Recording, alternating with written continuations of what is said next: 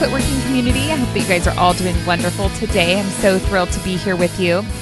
And today I'm going to talk to you a little bit about the holidays, what I'm calling holiday horror. And the reason I'm calling it holiday horror is because I feel like so many people just really dislike the holidays. Now, I have to be honest, I really like the holidays. I kind of like everything about the holidays. I think that they're just a ton of fun and I really enjoy them. But a lot of people really dread the holidays. And I believe that the reason people dread the holidays is because there's kind of this general sense that everything is put on hold. I feel like everyone's constantly saying, well, after the holidays, we'll make a decision about that. And after the holidays, we'll do this, or after the holidays, we'll do that. And what I hate about the holidays is it's like everything goes on this hold for about 5 weeks, really from Thanksgiving until New Year's. People just seem like they don't make decisions. They just don't do a whole lot. And I always just get so discouraged by that. And so I want to talk to you a little bit about kind of getting through the holiday season and how to make the most of it. So first, I want to talk to you about really thinking about the break that you personally are taking for the holidays. And when I say break, I mean kind of mental break. So everyone kind of shuts down. Like I said, it's like the holidays, I'm not going to do anything. I'm not going to make any decisions. And so I want you to analyze what kind of break are you taking for the holidays? Is it a quick break or is it a 5-week break? Now, I am not saying that you shouldn't take a break for the holidays. I love my breaks for the holidays. I like taking time with my family during Thanksgiving. I like taking time at Christmas, and I like, the evening of New Year's. But I want you to think about consciously making a choice not to take a 5-week mental break.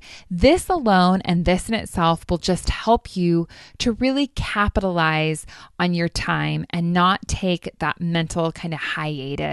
Really, in my opinion, at one of the most important times of the year, you're getting down to the end of the year, you're getting down to really where you're wanting to finish your goals and really make those goals for the end of the year.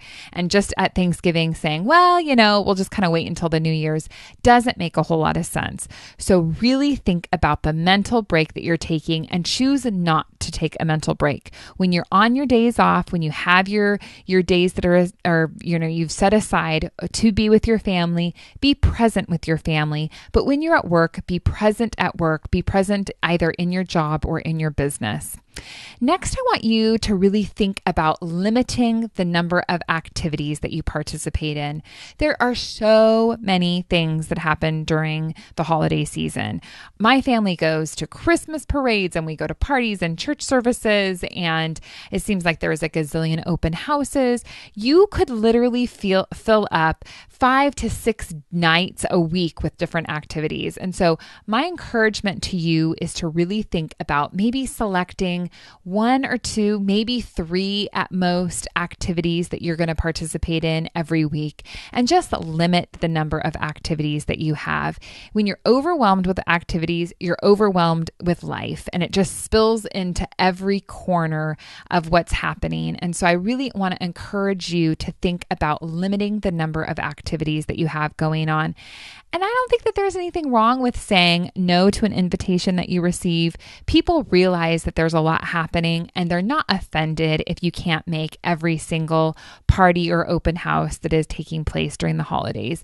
So really limit the number of activities that you're participating in, and it'll just help simplify and take off a level of stress for you. Next, I want you to really think about being willing to be persistent during the holidays. I have a great story for you. So when I was in my last job, we hired a new sales rep, and we hired her in the fall, and she hadn't had any experience in sales, but she was one of those kind of go-getters, really high-performing type people. And we always had kind of a theory in our company that between Christmas and New Year's, it was just a dead week. No one was going to do anything. No one was going to sell anything. And that was our expectation. We knew every year that we weren't going to accomplish a whole lot in that week. And so we just kind of counted on it. We literally even budgeted 0 sales for that week, which was, a great thing to do. So we had this sales rep, and I was planning on taking that week off, and I left to go on my trip. Well, before I left to go on my trip, I forgot to mention to her that she shouldn't expect to do any selling in this week. And so when I got back, I was shocked to find that she had sold a ton of stuff in that week. Not only had she sold a ton of stuff in that week, I think she sold more in that week than she had sold in like the prior 4 put together. So it was just kind of a slap in the face for me to realize that I had created this unrealistic expectation that nothing was going to happen that week, that sales weren't possible that week. And here this brand new sales rep who didn't have these really poor expectations of performance went in and she accomplished a ton in that week. And so my encouragement to you is to really think about the idea of being persistent through the holidays, whether it's sales, whether it's getting through with maybe possibly your budgeting numbers for the following year, whatever task you have. Think about really accomplishing that task and being persistent, going in with the mindset that everyone isn't on a mental break right now, but that you have the capability of really getting the things accomplished that you want to accomplish. That will be huge and really taking you to the next level and kind of getting you through that holiday hump. So finally, I want to kind of conclude with really kind of just bringing it full circle and going back to your life purpose. If you have had an opportunity to do your lifestyle blueprint, you have had an opportunity to really create what you want your life to look like. Now, as I mentioned, I do love the holidays. I have small kids. I really enjoy the time that I get to spend with my children. I enjoy making cookies. I enjoy decorating the house. I enjoy going to the holiday parades and really kind of getting in a festive mood. And so I've created an environment in my life where I have the time carved out that I can spend with them.